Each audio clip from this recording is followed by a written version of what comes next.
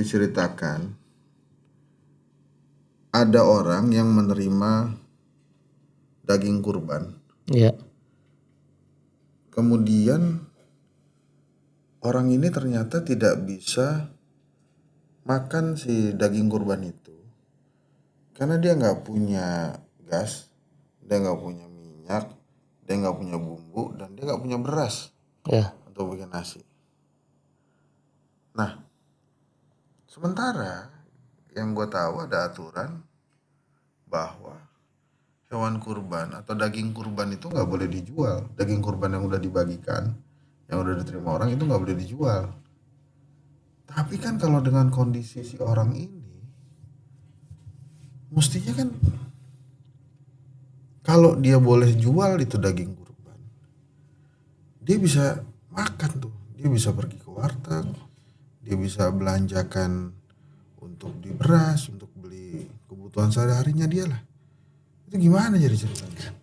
Sebenarnya di Islam tidak mempersulit Pak ya. Kalau misal tadi Bapak bilang ketika ada orang korban, si miskin dapat daging kurban, gimana masaknya, gas gak punya, lain-lainnya gak punya, nanti berujungnya dijual gitu Pak. Kembali lagi Pak, kalau memang tujuannya yang dapat daging, kan kadang-kadang ada orang nggak mampu keliling pengen dapat daging banyak nih Pak, buat tujuannya dijual, itu beda cerita Pak. Ya, Itu beda cerita. kalau memang dapat dia dijual karena nggak mampu ya sah-sah aja Pak, nggak apa-apa Pak. Boleh. Sampai dong mesti. Ya boleh Pak itu Pak. Sampai sekarang kan orang yang paham agama kan sampai mikir gimana caranya daging kurban ini nyampe dan dimakan sama orang miskin. Bener. Dibikin kornet Pak. Karena ada sekarang daging-daging yang kurban simpel dikornetin Pak. Yang tahannya lumayan lama kan ke pelosok-pelosok. Kadang-kadang kan Kalau mereka emang nggak bisa, ya berasa nggak punya, kalau terus kemudian masaknya juga nggak punya, kan dikasih kornet juga sama aja Pol. Iya. Ya intinya enggak masalah Pak kalau Islam nggak mempersulit kok. Kalau emang dengan sedekah mempersulit orang miskin, ngapain adanya sedekah Berarti gitu Pak. itu hanyalah sebetulnya untuk mencegah orang-orang yang ngumpulin daging Daging kurban untuk terus dijual. Tapi kalau memang dia tidak mampu, ini sesuai dengan apa kata guru ngaji gue itu kan, Iya. Islam itu tidak susah, Dan jadi tidak jangan mempersulit. susah-susahin, nggak gampang, jadi jangan gampang-gampangin, jadi gitu ya. Iya betul Pak. Jadi clear tuh. Clear Pak itu Pak. Ada lagi pertanyaan begini, kan sebenarnya ini sih, kan ada cerita bahwa pada saat Nabi Ibrahim ingin menyembelih Nabi Ismail, Iya. terus sekonyong-konyong digantikan dengan seekor kibas, Iya. domba kan? Domba. Itu udah sempat disembelih belum tuh domba? Disembelih Pak. Disembelih. Tapi kan dia domba sakti itu bro. Kalau di Islam kan keyakinan kan gini, pengorbanan seorang ayah kira-kira nih mau nggak nih nyembelih anaknya pas beliau yakin bahwa dia percaya yakin sama Allah, nggak ada keraguan sama sekali tuh Pak, disembelih ternyata Allah kan ganti dengan domba bukan. Terus itu udah disembelih sama Nabi Udah tapi Ibrahim? kan bukan anaknya Pak. Terus Udah diganti. kemana itunya? Dibagi-bagiin juga, dibawa pulang atau?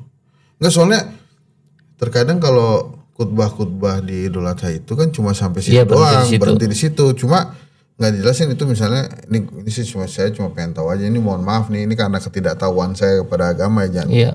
jangan dibully juga gua. Ini susah kadang-kadang kita tuh kalau nanya tuh suka dibully balik gitu, padahal kita nggak ngerti. Itu memang dibawa pulang itu kambing? Kayaknya gini Pak, berkorban itu bukan masalah daging kurban langsung dibawa pulang. Enggak, Nabi Ibrahim Iya. kan sebelah nih, itu dibawa pulang kambingnya Itu Pak, di santap bersama Pak. sama Sama para sahabat yang di situ Pak. emang dia sama sahabat? Ya kan, Bukannya cuma berdua doang sama Nabi Ismail? ya kan nanti bagi-bagi itu Pak. Makanya ada anjuran untuk berbagi itu Pak. Jadi habis sembelih terus dibawa ke rumah. Iya. Oh, Teman nggak di kisah itu nggak didetailin sampai sedetail itu, coba terus bagi-bagi gimana ngiluinnya, nimbanginnya. nah iya, enggak gimana? Lu taunya dari mana kalau itu emang Di dibagi-bagi? kisahnya itu berdiri di situ emang sih Pak, nggak nyampe Ya, dipotong, berarti lu ngarang juga dong. Iya, kalau nggak sampai dibagi-bagi. dipotong, dikiloin, bukan dibagi, dimasak. Itu kan mengisahkan ya orang-orang yang punya harta lebih kan untuk sedekah aja mereka berat Pak. Enggak, gue tuh makanya. Oh, di kisahnya itu Pak ya. Gue tuh pengen banget denger ada khotib Idul Adha yang nerusin ceritanya gitu. Nah itu kibas, itu domba. Kibas kan tulisnya kan Iya. itu kan. Domba itu diapain gitu sama Nabi tuh? Dibawa pulang kah? Atau dipotong di situ? Atau dikubur? Atau kemudian kan itu kan kalau menurut gua kan emang domba sakti ya. Sakti lah itu. Iya. Kiriman dari Allah langsung Iya. kan. Pus gitu. Makanya gue apa nggak sempat disembelih terus dia naik lagi ke surga? Apakah kemudian dibagi-bagi gitu, dibawa pulang terus dimasak dibagi-bagi? Itu saya tuh mungkin ada ini sekali lagi gue bukan yang ngetes ya, gue cuma pengen tahu doang kan ceritanya berhenti di situ tuh. Iya betul. Pengen tahu juga gitu, abis itu tuh emang dibagi-bagi terus atau langsung dimasak atau gimana gitu sih. Semoga kalau cerita Belum sampai ada, emang belum ada itu kisahnya? Belum ada Pak cerita sampai Belum ada kisahnya. dibawa pulang dibagi, belum ada. Emang berhenti sampai di situ doang. Menyembelih itu Pak. Oh, ya udah. Tapi disembelih, udah Disembelih. gitu, udah Disembelih, keluar darahnya. keluar darahnya. Iya. Tapi setelah itu apakah dibagi-bagi atau dimasak atau Tidak dibawa ada- pulang? tidak ada kelanjutan Atau di dikubur situ, nggak ada kelanjutannya. Oke. Clear berarti Iya. bukan gua doang kan yang nggak tahu ya.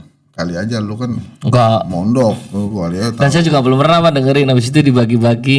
Enggak, tapi lu tanyain dong sama guru lu. Pernah nanya dulu Pak. Terus? Namanya kita ya sesuai keyakinan Pak. Namanya anak-anak masih kecil lah. Lah terus kita berkorban dikasih rumah bagi-bagi daging, jadi potong-potong dong. Sehingga ada anjuran untuk berbagi sepertiga yang Iya, iya. si Yang korban. yang korban, yang lain bagi-bagi kan. Tidak Islam kan nggak seharus sedetail itu gitu loh Pak. Tapi kan kalau pengen tahu boleh. Iya boleh sih Pak. Nah, terus satu lagi nih. Ini lagi-lagi ya, ini mohon maaf karena ketidaktahuan saya terhadap agama. Dan buat gue, karena pengetahuan agama gue sedikit, gue tuh suka terbebani kalau diminta jadi imam sholat. Makanya gue gak pernah mau. Iya. Tapi kan kadang-kadang kalau kita lagi sholat, suka ada yang nepok tuh. Nah gue tuh kadang, aduh. Karena katanya kan, ini koreksi ya kalau saya salah, yang beban untuk sholat itu diterima atau tidak, kan imam. Iya. Nah kalau kita ditepok, kan bebannya di kita ya. Iya. Nah itu kadang-kadang gue suka keberatan tuh. Orang main tepok-tepok aja ya. Itu gimana cara nolaknya? Sorry bro, gue gak mau gitu.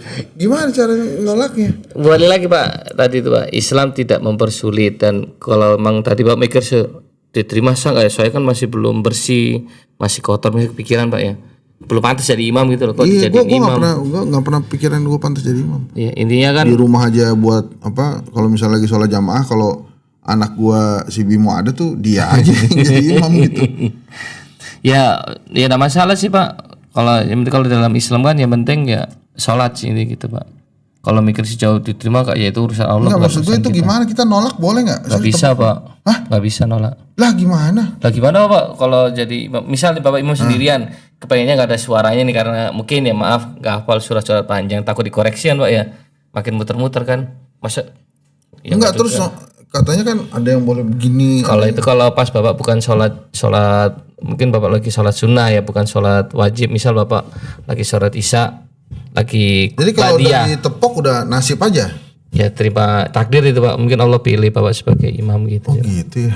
nggak bisa, jangan dulu. Gue terus terang nih, gue terakhir kan asli men, gue lagi capek banget gitu. Capek itu dalam arti pengennya, nggak tahu ya, ini mungkin gue juga salah ya. Terkadang kalau jadi imam itu ada satu lagi bebannya, kayak kagak boleh cepet-cepet gitu. Iya. Bener gak sih? Kadang-kadang aduh, ini kalau cepet-cepet dianggapnya kita nggak khusyuk atau gimana gitu kan. Iya. Jadi begitu ditepok kan gue aduh, langsung ya ada gitu loh, ada beban ini gimana ya. Nah kemarin itu terakhir ditepok nih, gue lagi capek banget emang. Iya. Sholat isya kan udah malam banget, ngantuk gitu. Terus tiba-tiba lagi baca surat di rakaat kedua itu ditepok gue.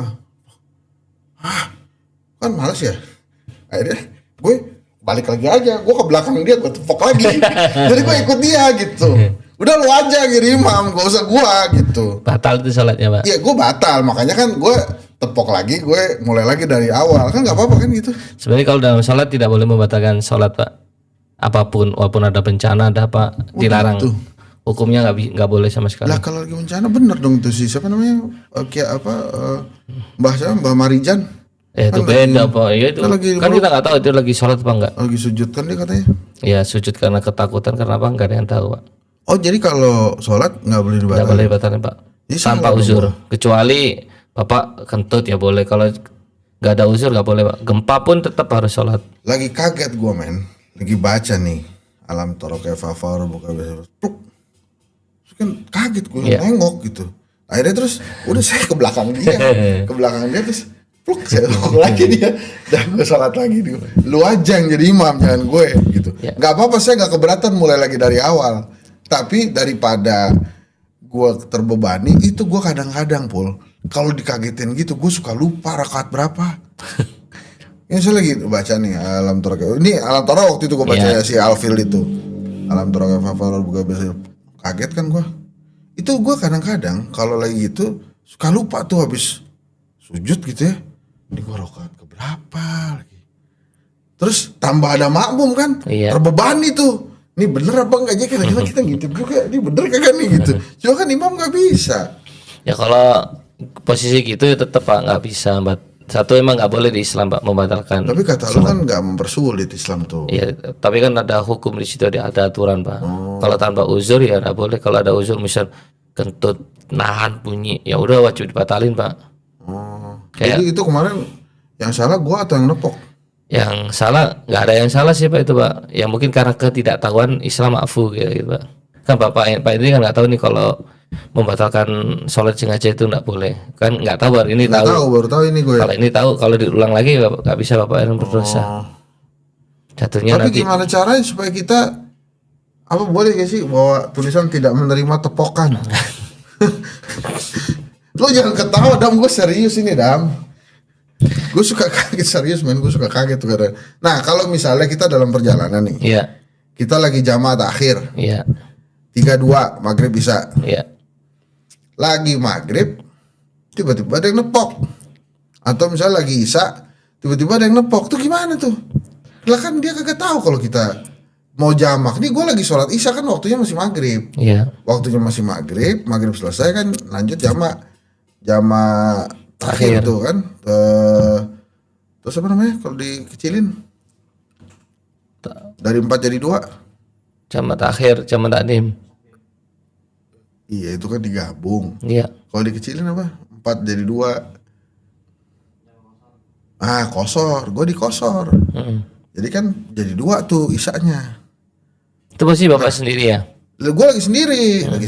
Sholat maghrib selesai gue bangun kan udah mau sholat isya. Tiba-tiba ditepok sama orang. Lah kan gue sholat isya, ini masih maghrib ini. Nah itu gimana cara ngasih tahu tuh orang? Enggak, sekolah kami itu ya enggak masalah seperti Pak si pihak makmumnya Pak ya.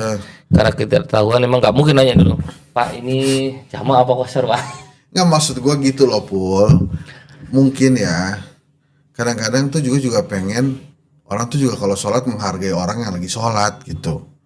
Tapi kalau sholat sendiri kan lebih baik jamaah Pak. Ya tapi kalau sholatnya jadi batal dua-duanya kan repot Pul. Sebenarnya nggak batal Pak, Bapak niat jamaah. Itu gimana? Jadi kan gue isya jamaah nih, jamaah akhir, jamaah takdim ya, kan di maghrib tuh lagi jamaah takdim. Terus belakang ada yang makmum. Ya, itu kan nggak merubah niat Pak, nggak masalah Bapak juga sah, si belakang juga sah. Oh jadi begitu gue selesai dia melanjutkan tahiyat akhir, dia ngelanjutin aja, kalau kurang 1 tambah 3, kalau kurang 2 tambah 2. Oh gitu. Karena niatnya dia kan bukan niatnya yang Bapak baca tadi. Ya. Kecuali nanya dulu, Bang. Kalau itu ribet Pak, yang ada ketawa orang. Apalagi kalau udah kenal. Lu jamaah Bapak ini bro ya. Enggak, tapi emang gue ini mohon maaf ya kadang-kadang saya nggak terlalu paham begituan. Terus satu lagi kalau ngaji baca artinya aja itu ngaji bukan? Kalau Al-Quran kan ada itunya Pak. Al-Quran kan bahasa Arab. Kalau baca bahasa Arab ada keberkahannya di dalamnya. Kalau baca artinya selagi dia baca arti di Al-Quran sah-sah aja Pak. Cuma kan kadang kita lebih paham gitu, lebih ngerti. Tapi kalau dalam sholat ya nggak boleh Pak. Oh enggak bukan sholat, kita lagi ngaji nih. baca Al-Quran apa buka gitu misalnya, terus misalnya ada surat Al-Ankabut gitu ya, kan pakai bahasa Arab, Iya, tapi instead of pakai bahasa Arab gue pengen tahu artinya udah gue baca artinya aja gitu. Itu disebut ngaji nggak, dapat pahala nggak? dapat pahala Pak. Oh, oke. Tapi kalau memahami artinya doang sependek itu nggak bisa juga Pak, karena kan ada tafsir di situ Pak. Al-Quran harus tafsir kan beda-beda Pak. Ya, tapi emang ada beberapa ayat yang memang Butuh penjelasan menjelaskan banyak hal banyak gitu. hal, betul. Kayak misalnya tentang perang kan di Al-Baqarah ada, di surat lain ada. Ya, kejadiannya di mana dan kisahnya seperti apa kan beda-beda Pak. Gitu. Kalau baca artinya boleh Pak. Ya udah. Ya, makasih ya. Ya makasih Pak. Terima kasih teman-teman. Assalamualaikum warahmatullahi wabarakatuh.